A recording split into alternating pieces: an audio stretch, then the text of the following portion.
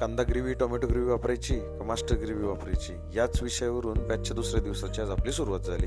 एकंदरीत जर बघायला गेलं तर खूप साऱ्या रेस्टॉरंटमध्ये मास्टर ग्रेव्ही बनवली जाते. का तर ते शेफ तुम्हाला व्यवस्थित गाईडच करत नाही की मास्टर ग्रेव्हीचे खूप सारे तोटे आहेत. आम्ही सजेस्टच करत नाही की तुम्ही मास्टर ग्रेव्ही वापरावी म्हणून. तुम्ही दोन्ही ग्रेव्ही सेपरेटच बनवले पाहिजे.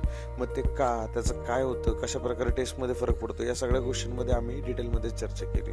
त्याच्यानंतर ग्रेव्ही बनवताना त्याच्यात काय काय गोष्टींचा वापर केला पाहिजे, त्याचं प्रमाण एकंदरीत कसं असलं पाहिजे. त्यांनी फिजिकली किचनमध्ये थांबून बघितलं की आपण ग्रेव्हीज कशा प्रकारे बनवतो, त्यात काय काय गोष्टी टाकल्या जातात, शेफ कशा प्रकारे त्या सगळ्या गोष्टी मॅनेज करतो.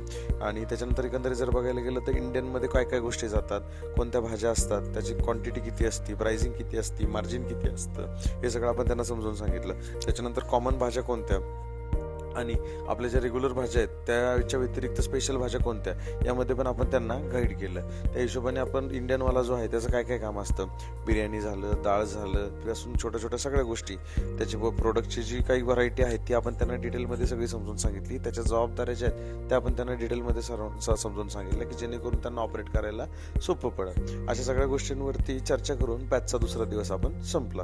भेटूया उद्या. तोपर्यंत लाईक करा, फॉलो करा, शेअर करायला विसरू नका. Stay tune.